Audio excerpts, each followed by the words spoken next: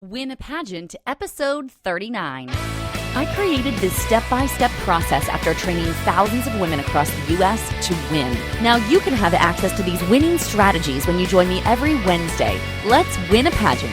Hey girl, welcome to another episode of Win a Pageant. I'm your coach, Alycia Darby. In today's episode, I'm going to teach you how to make this your year. Now, you have probably heard in the pageant industry that when there is a front runner, a girl who looks like she is just got the world falling into her lap, it seems like it's going to be her year. That's a common phrase that we use in pageantry, like, oh, this girl, she's really got it together. It's totally her year.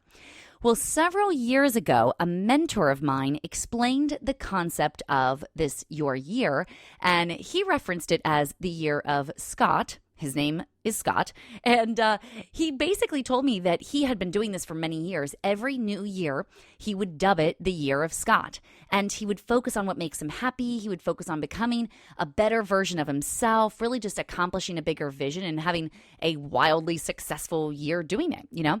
This was 5 years ago, and since then, every single year has been the year of Alycia. With this concept, I have traveled abroad. I've moved across the country.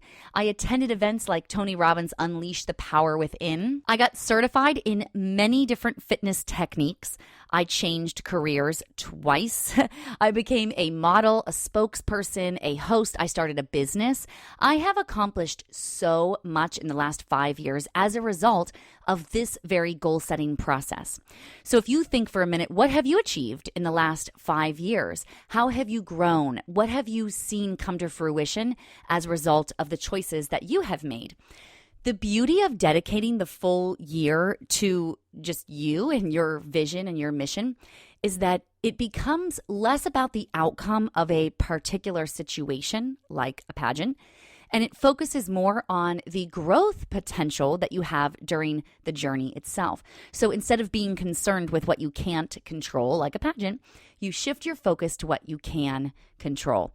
Now, I say that because a lot of women want to enter a pageant because of a variety of different reasons. Like some people really want to just further a particular charitable cause that they have. Some of them want to experience the limelight of celebrity or be, swept off into a fun and exciting group of experiences. Some people just want to hobnob with the debutantes, Whatever your reason, I promise you, it is not the crown that is going to help you achieve that, but rather the work that you put in to prepare yourself for the crown. I think one of the biggest misconceptions is that you have to win a pageant in order to achieve these things, in order to achieve this level of success. And the truth is that the winners, the girls who actually win the pageant, are already achieving success. And that is, in fact, why they win. Imagine yourself as a judge if you were comparing two girls, one of them who already had the world by the tail and the other who would love to have the world by the tail but really hasn't done that much yet. You would pick the one who's already successful. She's already done something. She's committed something to her success. That is what a judge is really looking for. So I want to break this down for you and really help you to create process goals that are going to set you up for success so that you actually are prepared to win the title. There are several different ways that you can do goal setting. The most common is typically outcome-oriented or results-based. These would be considered key performance indicators. So numbers, dollars, and percents. This would be like, for example, the average number of appearances that you make in a month or the increased dollar amount of donations for your fundraiser, okay? Outcome goals, things that are key performance indicators, are based on a series of actions that you've got control over. So for example, let's say you set amount of $20,000 to raise for your fundraiser and you're not quite there. You would be able to do other things to kind of move that needle a little bit, so that is considered an outcome of the actions that you're taking, which you have control over. Now, the ones that we are speaking about today are what I call process goals. These are things that cannot necessarily be measured by an outside party. These are very personal to you. Things that can be learned, that can be accomplished or developed during a process. So it's not like you just hit it and you're like, bam, okay, I know that I was successful in this. It's more of a sensation that you feel, and it opens up doors to so many other things. The beauty of a pageant girl working with process goals is that because you cannot control the outcome of the pageant, I mean, obviously you can increase your odds. I mean, that's what my whole shtick is about. That's what I'm promoting is that, if you know what you're doing, you're obviously going to increase your odds. However, you still do not have control of the pageant itself, okay? There's nothing more that you can do beyond that. So process goals, however, let you stay in control and allow you to still move the needle. So the first step in this process is to really figure out, what do you want? What are you really trying to gain from your year? What I typically do with my clients is ask them, when you win, what are you hoping to accomplish? And that whole when you win thing is a special tactic because oftentimes girls compete in pageants, but they don't really know what they are seeking beyond just the win. They don't see the big picture. So you want to ask yourself things like, what is it you really want to learn? What skills do you want to develop? Who do you want to meet? How do you want to stretch yourself to grow?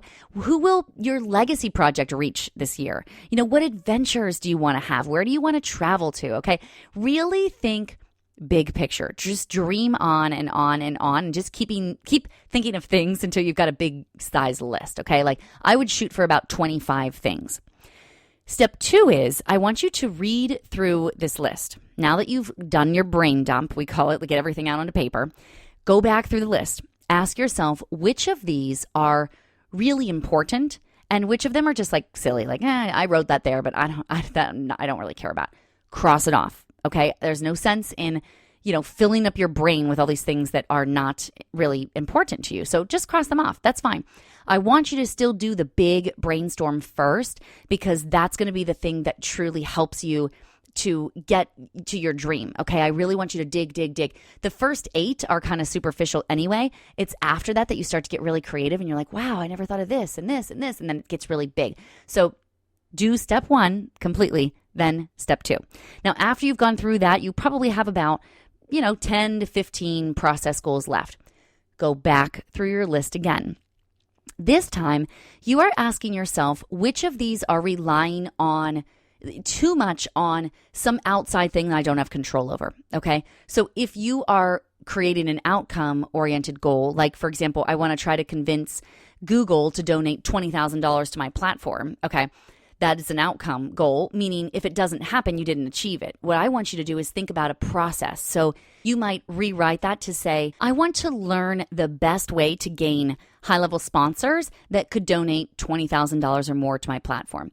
So by doing this, the difference is in the first example, you're relying on the outcome. In the second example, you're relying on the process. So that's what we want to focus on because in pageantry, we can't always control, really in life, as you guys know, I believe, pageants emulate life. And so even in life, we can't control these things, but we can control what we're learning and how we're developing and growing and learning. So now you should be left with about 7 to 10 process goals, okay, after you've gone through this process. Now, usually these goals that you're left with take far longer than just a few weeks to accomplish. They take more like months or the entire year. Plus, you have to remember that you are responsible for accomplishing these during the process. So because these are in your hands, it's not like someone else is going to magically sweep you off your feet, Instead, you are responsible for these.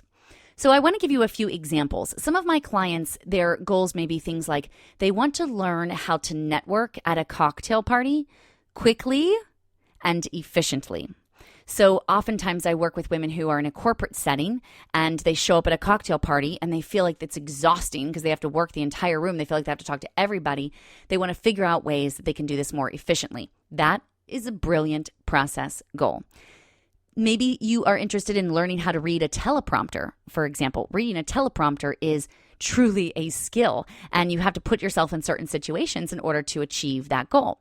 Another that one of my clients has is to successfully host a live event. So being invited maybe or scheduling it for herself to host a live event. What does that look like? How does that feel? She wants to figure that out.